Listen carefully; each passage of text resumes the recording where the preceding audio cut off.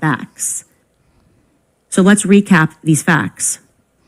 On September 10th, an Egyptian government aircraft with a history of flying to France and the United States lands at a small Delaware airport under a French company maintenance pretext that doesn't actually match the hangar timeline because the French visit predates the French company's deal.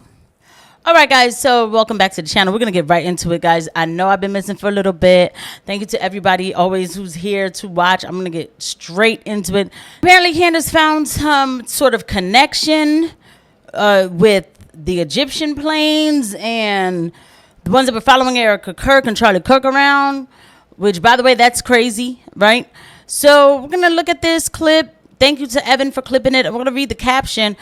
And we're going to go right into it. And I want to thank everybody who is here.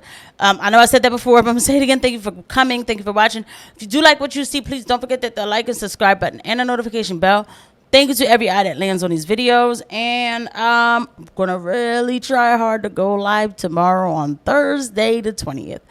I'm going to try so hard, okay? All right.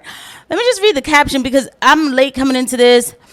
You know how life is. It's just so much to do. I might skip ahead, too, because I also want to talk about Carroll, who's, he has been busy, but he dropped a new clip. I want to look into that. It's talking about Brett Cooper. All of his stuff is connected, so let's just go into it. Evan Kilgore says, holy ish. Candace Owens just read an email from a whistleblower about the Egyptian plane that changes absolutely everything. She now believes that FBI, SS, and DEA could be involved in Charlie Kirk's dropping. Charlie found something out, and it cost him his life. So let's listen in. The FBI and the United States Secret Service, all at the same address. The hangar the plane would have used is controlled through a DRBA lease that itself is nested in federal waterways. The FBI also publicly talks about key partners in Wilmington on the same year that the hangar reactivates. I'm going to skip this next portion because he tells me how I can verify this. And like I said, I did that. Once more, go through this logic and ask yourself how this makes any sense. On November 13th, 2022, SUBTT flies from Cairo to Paris to Wichita, Kansas, to Wilmington, Delaware, back to Cairo. That is already a 4-leg, 2-continent hop that ends in Wilmington before going home. 4 days later, on November 17th, 2022, it does Egypt to Wilmington, again, departing at 8:54 a.m., and this time it stays. I'm going to kind of skip. Y'all going to have to help me out in the comments because, all right, obviously this plane is just flying around from Egypt to Paris to Wilmington to just everywhere around. By the way, too, she did cover this on her episode of the other day. She said, with these kind of planes, these kind of military planes, for them to be flying in our airspace, our guys have to know. I think we know why Kash Patel is out, right? I mean, I read this, checked it, verified it, and I just want to know why, Charlie. I want to know why the decision was made to murder Charlie Kirk, a decision that very clearly had to be approved by Charlie's friends. That's all I have. I want to know why. Damn. I think we deserve to know why. And instead, we're going to be sued. I guess, is this going to be the pathway forward? You're going to start murdering more people in broad daylight for knowing? Is that our consequence? Is that like the slave consequence? Is that like, catching a slave and cutting off their limbs for knowing that you're evil, for finding out, for us understanding what we have known from the moment that we saw Charlie die and people started peddling out excuses after excuse why we weren't allowed to look into this? I think all we want to know is why. We want to know what that slave did wrong. I think that's fair. I think we just want to know what he did wrong, okay? Because that email, that checks out. Yeah. Secret Service, the FBI, the DEA being involved, why this plane, the quote unquote Egyptian plane landed into Wilmington, that checks out. So I guess to our government, what's the next move? Are we just going to keep spending hundreds of millions of dollars trying to see how much money can be spent on a psychological operation to convince people not to believe their own eyes and to convince people to accept the Fed slop, to convince people that Charlie ate 3,000 pounds of energy coming at him. Can we know why? I'm sorry. We just want to know what he did. I want to know what Charlie did. I think about this. It is like, what did Charlie find out?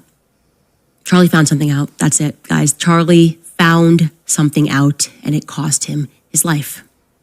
That's the truth. Okay. Charlie knew something. And whatever it is big and it is ugly. And deep down, I think we know what it is. I think we all kind of know what it is. I don't even know what to say. I don't even know what to say beyond the fact that we are being ruled by sadistic criminals. All of us, the whole world, every nation, okay? A gang of demented psychopaths rule over us, and their solution to being caught doing psychopathic things is to murder us. To murder us. So, we'll take a quick break. Yeah, so... More people. Hold on, yeah. So... what do you guys think it is? You know, what do you guys think? So when I kind of chuckled, I'm not laughing at, of course, Charlie Kirk getting assassinated. No, but I didn't expect her to say that the way she did. I mean, they told us, you know what I mean? But like, it should be said that way because, you know, Andrew Clovet came out real quick with his neck saved people's lives. Like, this thing has been a big theater and they just don't want you to see past the theater. They want you to still play in there. You know, what I call their Zionist, actually, I do call it a Jewish theater. I do. But we'll call it a Zionist theater, you know, like that's what I feel like this whole thing is like they put on a show for us while they're doing disgusting things in the back. You want to know what I think it was about? I think that he found out about kids moving around. And that his organization was hardcore a part of it, that his organization was infiltrated, taken over to be, you know, the front face of like, oh, we're recruiting Americans, but to go do different things. Okay? Absolutely, that's just what I think. I'm not making out Charlie Kirk to be some good guy either. Okay? Let me be clear. I'm not martyring Charlie Kirk in some fashion of like, oh my God, he was a hero. He was a hero. I just think he stumbled onto something. I definitely do. And he paid dearly for it. He probably was going to tell us about it, and he paid dearly for it. It reminds me of Pat Tillman, who was, you know, if you guys don't remember Pat Tillman, I remember Pat Tillman. Pat Tillman was a cutie. The football player for the Cardinals or something like that. And, you know, he, after the towers went down and they emotionally captured us that way by, you know, okay, let me be careful, by sacrificing a bunch of Americans. What happened? People got emotionally captured and said, we're going to war. We're going to war. I'm going to sign up to fight for my country. And you had somebody like Pat Tillman, who was a rich, you know, famous football player who said, forget the football. I'm going to fight for my country because I'm a patriot and that's what I want to do. I'm an American. I'm going to fight for my country.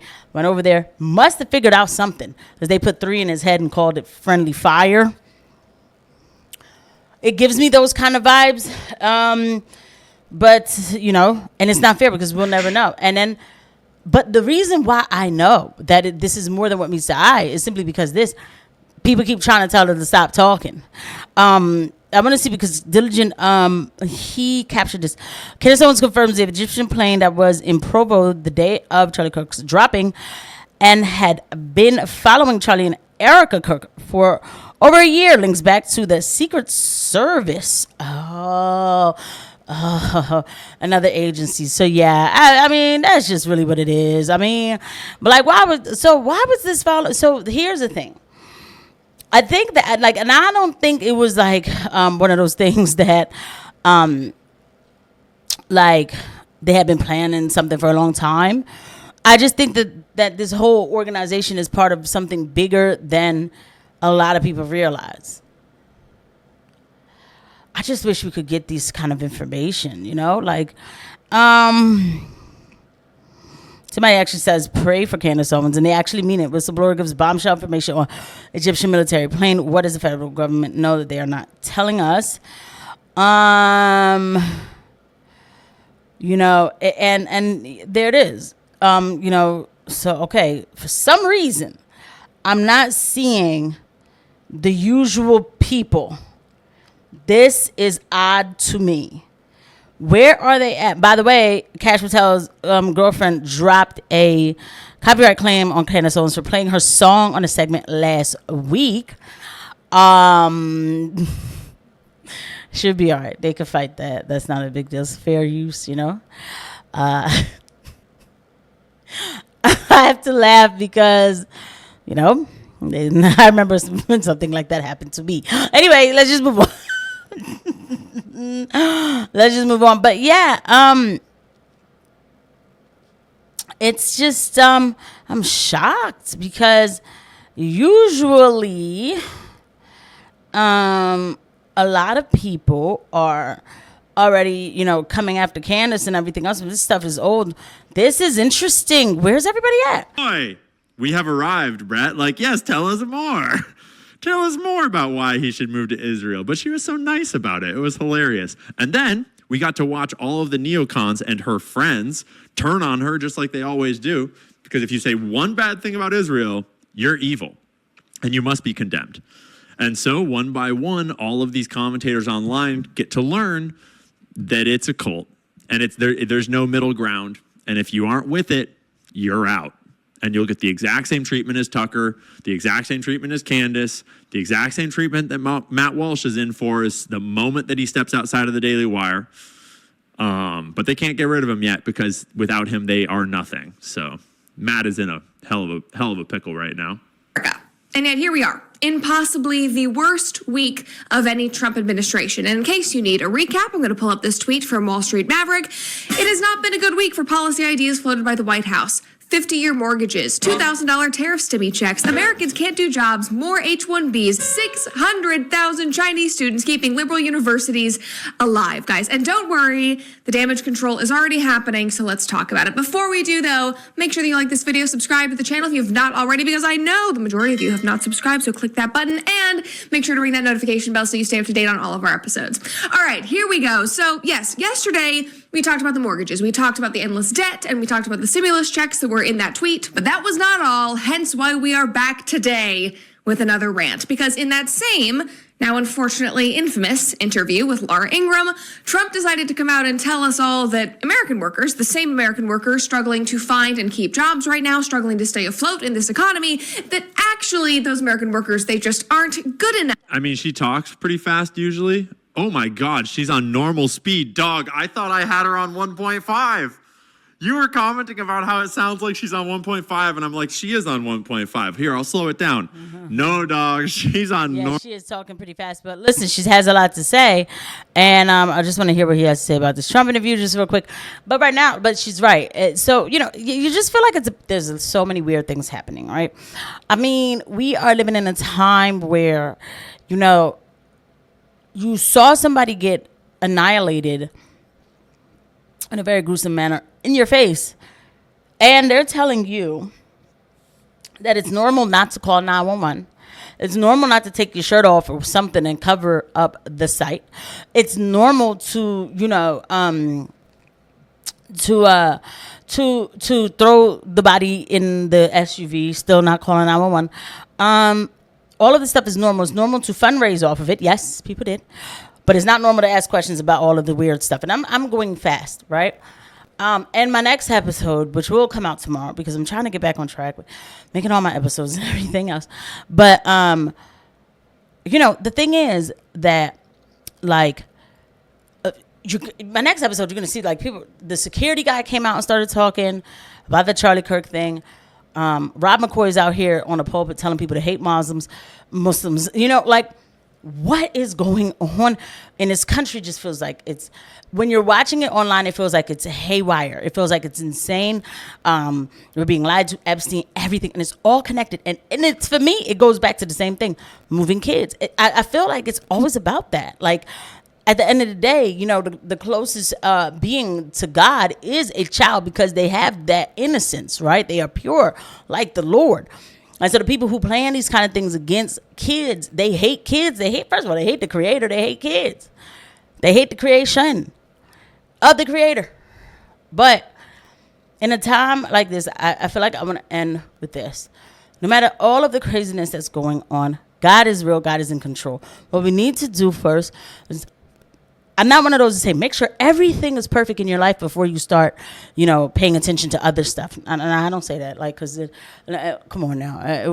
Not everything is going to be perfect. But what I say is, make sure your connection to God, how you do it, is fortified and strengthened. Of course, as a Christian, I would like for you to, accept Jesus Christ as your Lord and Savior, of course. But you know what I'm saying. Please, you are created by a creator who loves you. Okay? So these things that we don't understand, it's okay. We may not understand everything, and we get a peace of mind of knowing that we may not get the truth on everything immediately, but something is working towards the good of God. Because look at all these different people. It's me. I'm talking about Ian, Carroll, Brad Cooper. People are noticing things. People are realizing the farce that we live in, and it's actually a beautiful thing. And a lot of these situations that are happening, like with Charlie Kirk, it'll be a while before we solve that case. And I think it will be solved because Candace Owens says she's not going to stop until she solves it. I think she will. I actually think she will. Maybe I'm insane for thinking, which is so odd because if you would have asked me this 2 months ago, I'd be like, nah, she's not. Anyway, but in the meantime, it's going to unravel so much, bro. And I am here for it. We will fight in the name of the Lord. We will unravel these lies, and we will bring people back to Christ. We will bring people back to the love of God. I think that's the most important thing. I'll end with that. I'll see you guys at the next one really soon. Bye.